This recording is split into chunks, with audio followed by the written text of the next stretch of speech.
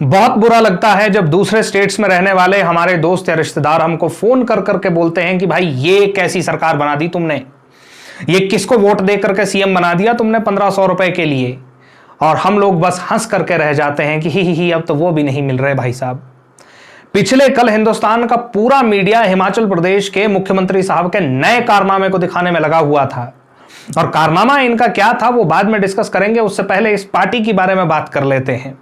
भाई देखिए, कर्नाटका में इस तरह का सफल एक्सपेरिमेंट करने के बाद अब कांग्रेस हिमाचल के साथ भी वही करने की सोच रही है। कभी जनता पर सेस लगा दो, वाटर सेस, बिजली के रेट्स बढ़ा दो, कभी जो है मंदिरों को लेटर लिख लिख करके ये कहो कि भाई तुम्हारे पास जितना भी पैसा पड़ा हुआ है वो सारा का सारा स्टेट ट्रेजरी को ट्रांसफर कर दो, क्योंकि हमें अपनी योजनाएं चलानी है। कल हिमाचल प्रदेश के माननीय मुख्यमंत्री जी इसीलिए सुर्खियों में रहे क्योंकि कहा जा रहा है कि इन्होंने जो है हिंदुस्तान के हिमाचल प्रदेश के 30-35 मंदिरों को जो है वो लेटर लिख दिए हैं कि भाई तुम जितना पैसा तुम्हारे पास है वो सारा का सारा हमें ट्रांसफर करो, क्योंकि हमें स्टेट की कुछ योजनाएं चलानी है।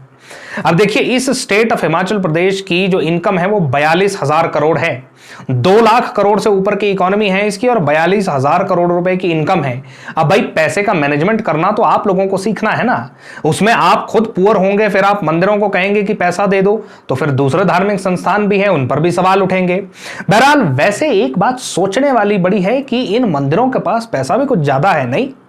ये कभी सोचा नहीं गया कि ये मंदिर इतने पैसे का करेंगे क्या। मिसाल के तौर में ज्वालामुखी मंदिर जो है उसके पास लगभग 53 करोड़ रुपए एफडीज में पड़े हुए हैं, और बात की जाए चिंतपूर्णी मंदिर की तो उनके पास तो भैया 102 करोड़ रुपए की एफडी है।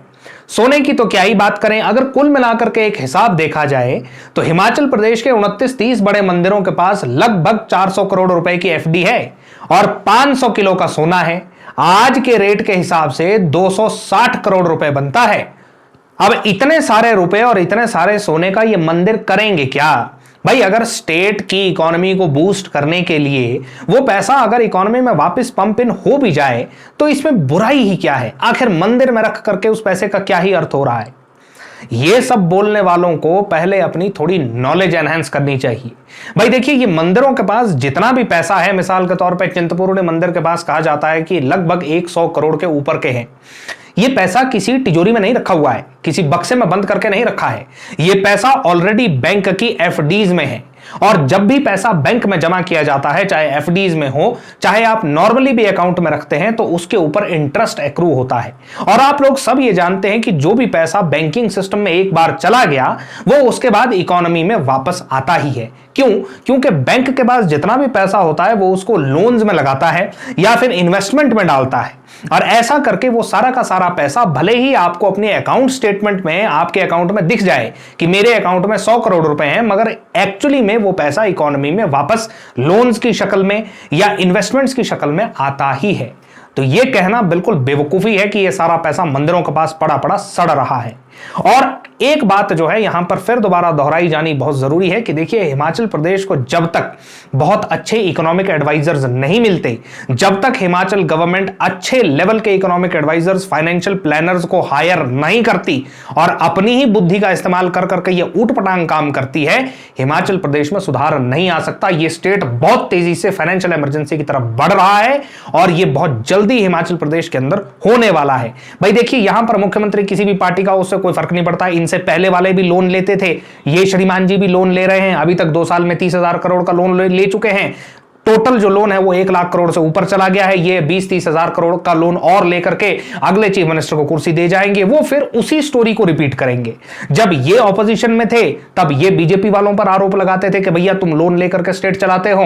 अब ये लोग पावर में आए हैं और वो लोग अगर ऑपोजिशन में हैं तो अब वो इन पर इल्जाम लगा रहे हैं। ये स्टोरी हमेशा चलती रहेगी जब तक आप कॉन्क्रीट प्लान्स नहीं स्टेट के डेवलपमेंट के लिए लेकर के आते हैं, जब तक आपके पास सर्विस सेक्टर के लिए कोई प्लान नहीं है, आपके पास फाइनेंशियल सेक्टर के लिए कोई प्लान नहीं है, आप इंडस्ट्रियलाइजेशन कैसे करने वाले हो आपको नहीं पता है, तो आप फिर इसी तरह से रोएंगे। और ऊपर से जो आपके स्टेट में टैक्स इकट्ठा होता था उसको आपने खुद ही ये बेकार की फाइनेंशियल जो आप ये रियायतें दे देते हैं बाहर से आने वाले इंडस्ट्रियलिस्टों को, उसको देकर के आपने अपना टैक्स रेवेन्यू वैसे भी बहुत डाउन कर रखा है।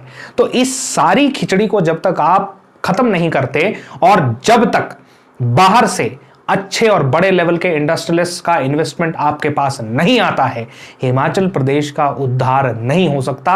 इस बात को आप लोग समझ लीजिए, मान लीजिए। बहरहाल आज की वीडियो में हम इतना ही डिस्कशन करेंगे। अगर आपको ये वीडियो अच्छी लगी हो या चैनल आपको अच्छा लगा हो तो अब तक इस वीडियो को आपने अगर लाइक नहीं किया, चैनल को सब्सक्राइब नहीं किया तो जल्दी कर लीजिए भैया, क्योंकि हिमाचल प्रदेश में ठंड का मौसम अब 2-4 दिन में खत्म होने वाला है। इससे अच्छा मौका आपको नहीं मिलेगा। Thank you.